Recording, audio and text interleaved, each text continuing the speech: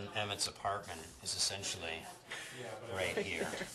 So we're gonna yank their bay window out so we can get some lights in here and blast some light on these. There's going to be a translight, so which is part of the sky here. This underneath here is going to light up very nicely tomorrow if they put lights underneath, so that it just kind of gives a glow underneath the action that's going to be happening. And what you don't see right now are we actually have a bunch of little buildings that are going to appear in the back of the backdrop. Also, there's a moon which is going to light up, which will be hung on the backdrop over there.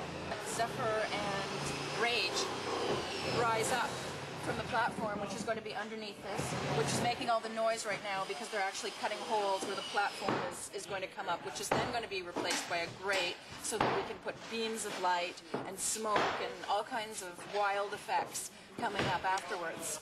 So basically this is an idea of what the set is going to look like.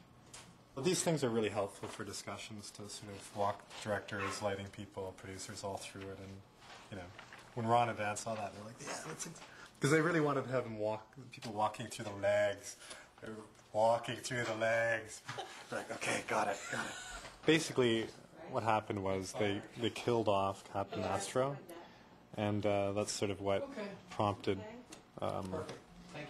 Michael and Justin to make the rounds. So then we made a mock-up of those pages by another artist, Sean Schofield. So it has a different style. It's a little more kind of retro feeling, and so we had a few pages, and then the end of an era that was like the death of Captain Astro. Oh, good day. See that? Why, that's my work. How did that happen? Basically, I used to be a comic book geek, and of course, and a commercial artist. And when I started realizing how much comic book stuff was going on, I sort of let the art department know that they had me as a resource, and nothing really happened for a matter of months. And then they started asking me to do a few little things here and there. And as they saw the work, they sort of got more and more interested in doing more things and more excited about it. And it just turned into this culmination with episode 220, or 20, as you might know it. With all this incredible comic book stuff. I'm amazed, frankly. I think this is great. This is an 8-inch tall drawing that they turned into an 18-foot drawing. I think we have it here somewhere. Here, look at that color. There it is. That's the actual size of the drawing. Imagine seeing your work blown up to 18 feet tall, where every little nuance and thing you wish you could redo is exposed. Because in some of the earlier episodes, there was sort of, they needed work in progress to tell the story that they're working on it. So, he'd do these layouts. That's fabulous, that. Yeah, for ideas and costumes. God, is that of O'Brien? That is so O'Brien.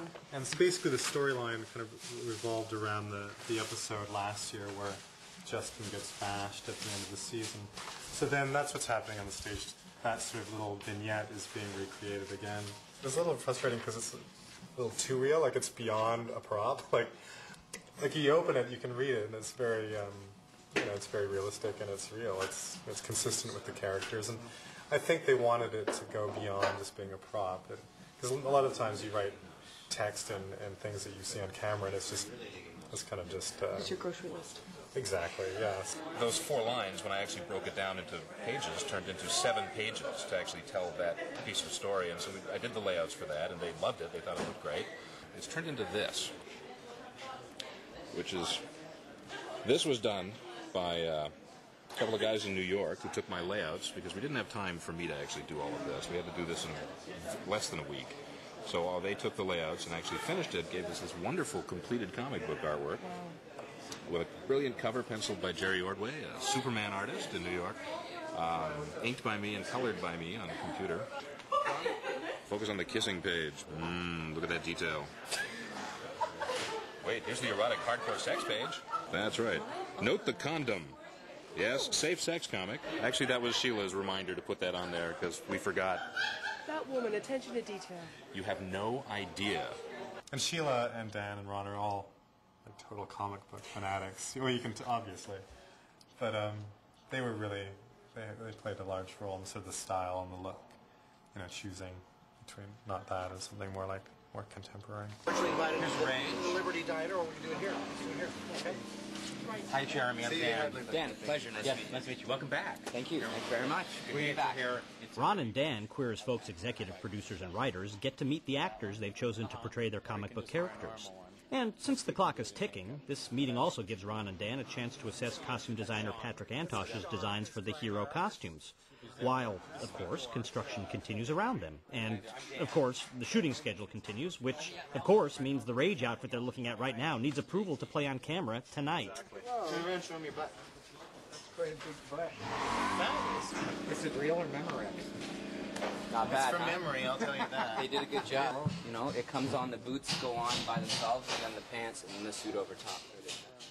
Well, you actually don't need a boyfriend. You just take this home. It's waterproof.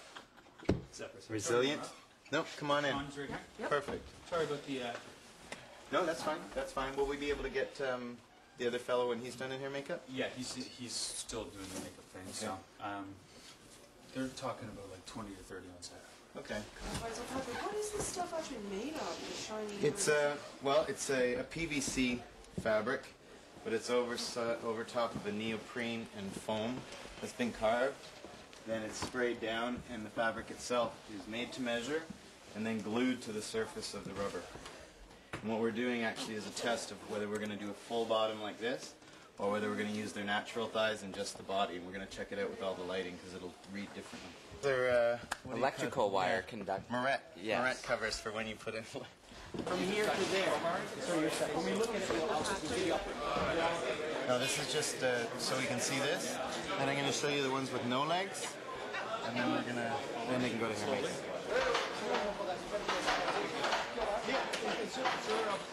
Turn around, guys. Jeremy and Sean, can you turn around? And there's a strap that goes up that brings the cheeks in. I just can't put it on yet, so I can get it off.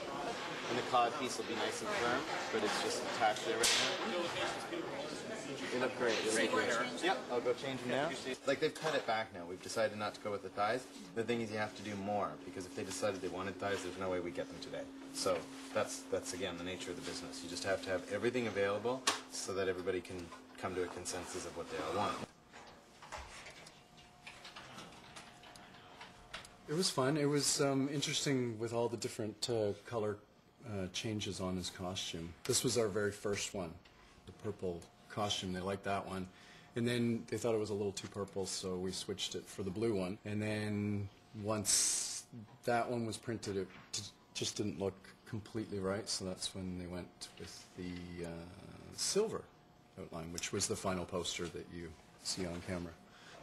And they're 24 by 36. They're big posters. There's been many challenges on this season. This obviously was the one that everyone was focusing on because it was like the crescendo, the climax. We literally got the costumes yesterday afternoon, the first costume, and it played yesterday afternoon. It was a back room scene, so it's very moodily lit with camouflage netting and stuff, so it's very indirect lighting and whatnot, but a real sharp eye might see a difference. I don't even know myself yet until we see the footage, but I'm not concerned about it at all. That's where my job comes in that I have to know what's important and what's not. And it's not going to be important right now because it was so shady and moody, and it's much later in the evening, so who knows what happened to the costume by that point. So we shot with it that way. Then we had this morning to tweak it. Then we finally got the guys to come back so we could actually see it on it.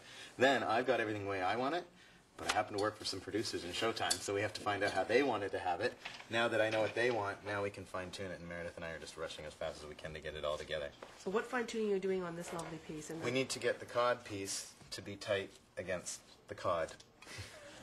What happens is the guys are coming out of the manhole covers, so they actually start squatted down and come up, so there's got to be a lot of give, so we can't just guess where it's going to be. We have to actually measure it on them. So once we get these started, then the actors are going to come in and we're going to tweak it to perfection. So actually I'm kind of guessing what I'm doing right now, just setting it up basically. Nightfall.